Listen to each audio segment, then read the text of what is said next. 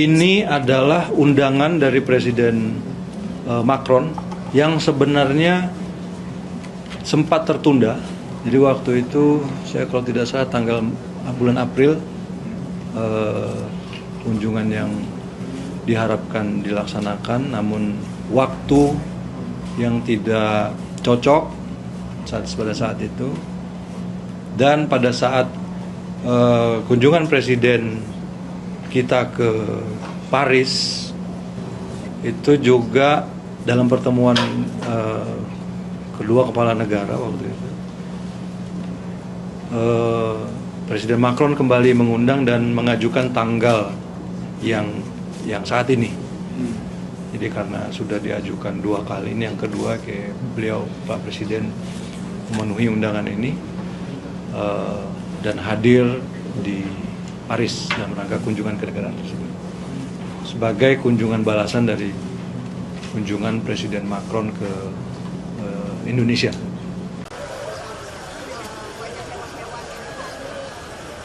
Ya, saya kira ini terjadi di seluruh dunia. Ya. Saya kira kita, apalagi umat Islam dan juga seluruh manusia, kita memang harus menjaga alam dan keseimbangan alam, ekosistem alam itu sangat penting. Ya. Saya kira makna tadi khutbah yang telah disampaikan sangat baik sekali, bahwa kita harus menjaga keseimbangan antara kita dengan alam yang menjadi habitat kita. Gitu.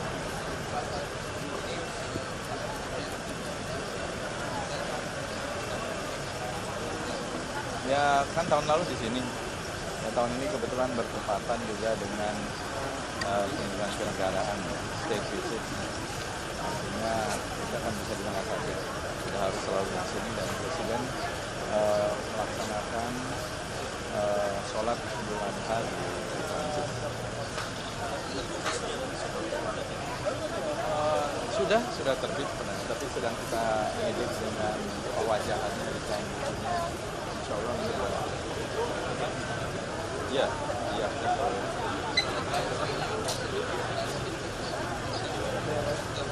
Saya kira karena memang hubungan kita sedang baik, dan saya kira hubungan yang saling menguntungkan, hubungan yang sangat bagus di berbagai bidang, strategic partnership kita dengan negara-negara, semua negara ya. Saya kira ini sangat baik. Ya, saya kira ini terkait semua, baik itu yang bilateral maupun hubungan matahari. Oke, terima kasih. Monsieur le Président, cher Prabowo Subianto, Mesdames, Messieurs les ministres, Mesdames, Messieurs les ambassadeurs, Mesdames, Messieurs, je suis très heureux d'accueillir aujourd'hui à Paris le Président de la République d'Indonésie et je le remercie d'avoir accepté mon invitation pour cette visite d'État. Elle intervient un an exactement après celle que j'avais effectuée en Indonésie, preuve de la dynamique exceptionnelle de notre relation. Et cette dynamique s'appuie sur une amitié ancienne entre nous, entre nos deux pays, et une transformation profonde de cette relation durant les dernières années. Les crises internationales en Europe, au Moyen-Orient, en Asie mettent à l'épreuve la sécurité collective du monde, la résilience aussi de nos économies, et l'aggravation des déséquilibres mondiaux sur le plan macroéconomique, la montée des dispositifs de coercition économique, la volatilité accrue également appelle une solidarité renforcée. Et je dirais que ce constat n'a fait qu'accroître la vision stratégique qui est celle de la France depuis 10 ans et qui a présidé à l'approfondissement de nos relations ces dernières années. Nous sommes convaincus qu'en Indo-Pacifique, il y a une stratégie, une troisième voie à poursuivre, qui n'est la vassalisation à aucune des deux grandes économies mondiales, mais de manière pacifique la volonté de bâtir un chemin d'indépendance. Et nous sommes convaincus qu'il y a à construire entre l'Indonésie et la France, entre nos régions, une coalition d'indépendants, c'est-à-dire de pays qui veulent rester souverains, qui veulent commercer avec tous, qui veulent continuer à produire, à créer, mais qui ne veulent pas tomber dans la dépendance exclusive à l'égard de telle ou telle grande puissance, qu'il s'agisse de minerais critiques, de terres rares, de matières premières ou que sais-je. Et donc à cet égard, l'Indonésie est un partenaire majeur de l'Indo-Pacifique de cette consolidation de nos souverainetés, et je sais que c'est la conviction profonde aussi du président Prabowo. C'est pourquoi nous avons décidé de rehausser notre partenariat stratégique établi en 2011 au rang de partenariat stratégique global. Nous l'avons renforcé par des choix extrêmement forts ces dernières années et nous continuons d'avancer à l'occasion de cette visite en diversifiant ce partenariat. D'abord dans le domaine de la sécurité et de la défense. L'Indonésie et la France sont unies par un partenariat d'exception qui nous permet très concrètement de renforcer nos souverainetés respectives, d'avancer aussi sur les métiers les plus technologiques et industriels. La livraison au cours des derniers mois des premiers avions de combat Rafale, acquis par l'Indonésie, l'illustre tout particulièrement. Nos échanges aujourd'hui témoignent aussi de notre volonté de poursuivre dans cette voie et nous développons l'ensemble aussi des partenariats qui ont été esquissés. Nous allons renforcer nos actions de formation, de coopération sur le plan opérationnel. Nous avons multiplié les exercices conjoints, certains auront lieu dans les tout prochains mois, notamment à la faveur de la mission Pégase de septembre 2026. Mais dans tous les domaines du jeu, qu'il s'agisse des avions de combat, qu'il s'agisse de vos capacités pour la marine indonésienne, qu'il s'agisse aussi des capacités pour l'armée de terre, d'exercices conjoints de formation, nous avons donné au partenariat de défense et de sécurité un tour inédit et nous allons dans un instant échanger à nouveau et bâtir des perspectives nouvelles. En matière économique, nous renforcerons nos échanges commerciaux bilatéraux et nos investissements croisés. Je forme à cet égard le vœu que l'accord de partenariat économique global entre l'Union européenne et l'Indonésie entre rapidement en vigueur. Je sais que vous partagez ce souhait, tant nous sommes d'ailleurs complémentaires à bien des égards. Pour en tirer tout le potentiel, il est important qu'il soit pleinement mis en œuvre, s'agissant notamment de la levée des obstacles au commerce et aux investissements. Et nous souhaitons lancer des grands projets dans le transport, la santé, la transition énergétique, l'agriculture, et j'en passe. Le premier Haut Conseil d'entreprise France-Indonésie, qui se réunit en ce moment même, permettra aussi de donner une impulsion forte. C'est ce Haut Conseil que nous avons voulu ensemble. Je suis aussi particulièrement heureux qu'il nous permette d'avancer dans de nombreux domaines. Là aussi, dans la transition énergétique, dans les domaines miniers, dans les domaines agricoles, nous avons beaucoup à faire pour avancer et diversifier ce partenariat. Je pense aussi au secteur d'innovation et nous souhaitons ensemble faire davantage dans les secteurs financiers, dans les secteurs de l'intelligence artificielle, du quantique ou du numérique. Parlant de l'ouverture de nos économies, je voulais aussi vous dire, Président, combien nous sommes heureux de l'ouverture du marché indonésien pour nos filières bovines laitières et de viande, qui accompagne aussi votre stratégie de souveraineté alimentaire, votre ambition pour améliorer l'alimentation de vos compatriotes et la grande politique sociale que vous avez lancée. Et puis je me réjouis aussi de la volonté des grands groupes indonésiens, de votre fonds souverain, d'Anantara, d'investir davantage en France. Ils seront présents à Choose France lundi prochain à Versailles et leur présence aujourd'hui avec nous est essentielle. Nous voulons aussi renforcer notre partenariat culturel pour les industries culturelles et créatives. Nous avons lancé en mai 2025 une stratégie culturelle conjointe lors de notre visite au temple de Borobudur.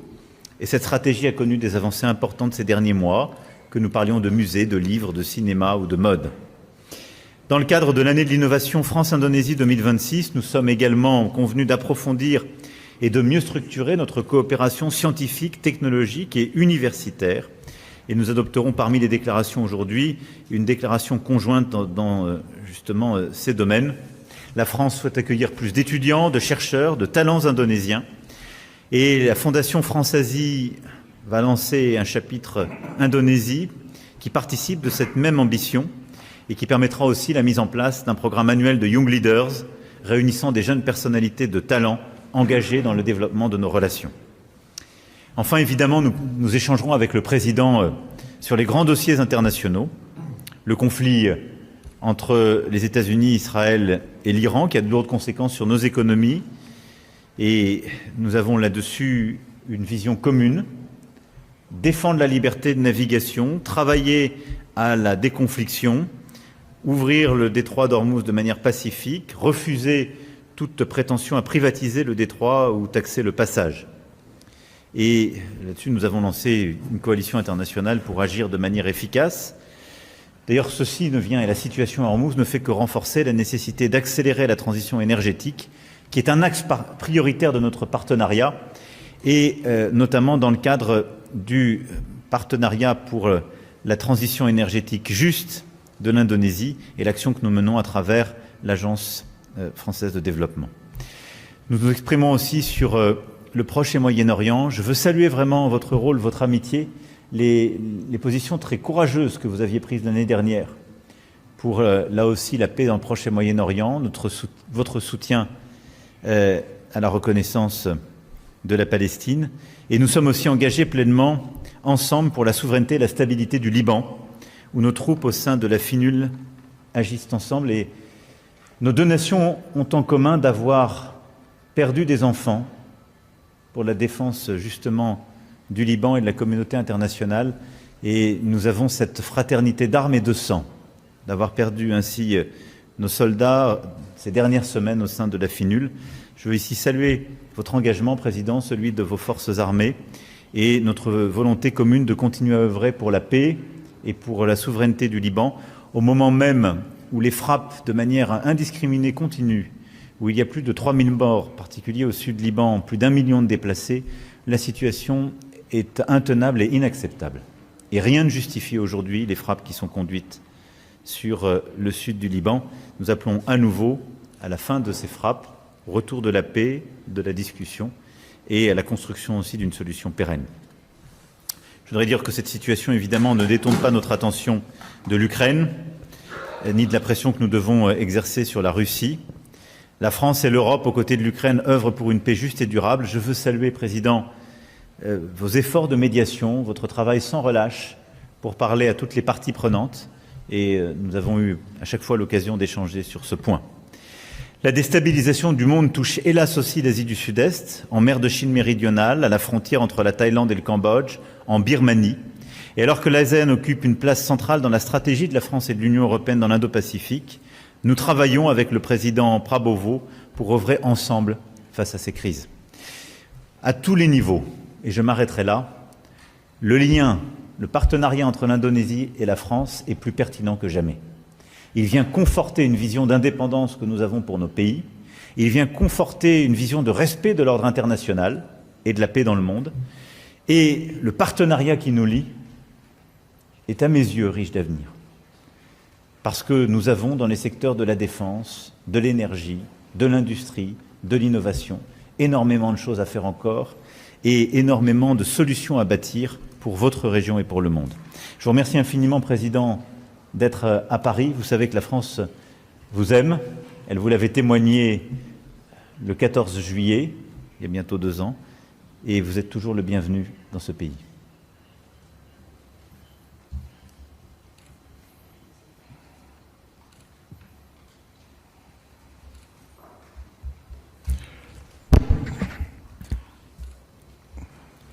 Yang saya hormati,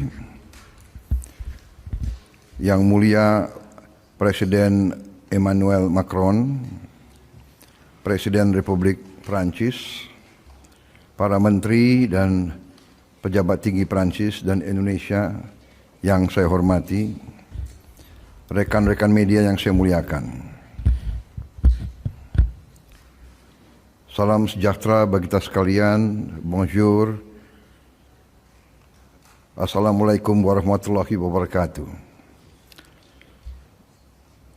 Pertama-tama saya menyampaikan terima kasih yang sebesar-besarnya, penghargaan yang setinggi-tingginya atas penerimaan yang begitu besar, yang begitu baik, penuh kehormatan untuk saya dan delegasi saya.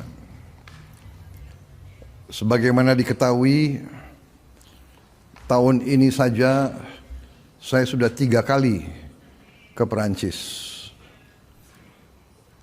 Dan tahun lalu Indonesia mendapat kehormatan besar, diundang bisa ikut dalam defile 14 Juli, hari kebangsaan bagi Republik Prancis. Ini saya kira kehormatan sangat besar. mungkin kita negara Asia pertama yang defile di benua Eropa. Saya sependapat, Yang Mulia, hubungan Indonesia dan Prancis berada di tingkat menurut saya yang terbaik selama ini. Kami terima kasih dan kami hormat dengan kepemimpinan Yang Mulia Presiden Macron. Kepemimpinan Presiden Macron di dunia internasional terasa bahwa Presiden Macron, Republik Prancis, selalu berani mengambil sikap yang positif, sikap yang tegas, sesuai dengan prinsip-prinsip yang dipegang oleh Republik Prancis. Dalam beberapa hal, Indonesia dan Prancis memiliki sikap yang sama, dan saat ini hubungan bilateral kita sangat baik. Ini tidak lain adalah karena dukungan langsung dari Presiden Macron. Di bidang pertahanan hubungan kita sangat baik. Di bidang kerjasama sains dan teknologi juga sangat baik. Di bidang pendidikan kita ingin lebih ditingkatkan lagi. Sekarang saya sudah instruksikan bahwa semua tingkatan sekolah-sekolah Indonesia harus belajar bahasa Prancis, melihat perkembangan dunia ke depan. Kita yakin di keadaan global yang penuh ketidakpastian, penuh ketegangan, penuh konflik, kedua negara kita bisa mainkan suatu peranan yang positif. Indonesia selalu akan mendorong semua usaha untuk memelihara perdamaian. Di dunia sekarang, di mana bumi sudah semakin kecil karena sains dan teknologi, perang dan konflik tidak mungkin membawa kebaikan untuk siapapun. Karena itu kami sangat gembira bahwa kita sekarang sudah punya comprehensive strategic partnership, dan kita tentunya akan lihat dalam saat yang mendatang kerjasama yang lebih konkret, lebih seimbang, dan lebih berdampak. Kita dalam hari ini saya kira akan membahas beberapa isu-isu penting. Kerjasama di bidang pertahanan, energi bersih, pendidikan, research, dan pelaksanaan perjanjian Indonesia European Union SEPA. Kami terima kasih dukungan Presiden Macron untuk mempercepat perkembangan ini. Kita ingin tingkatkan kerjasama ini, meningkatkan investasi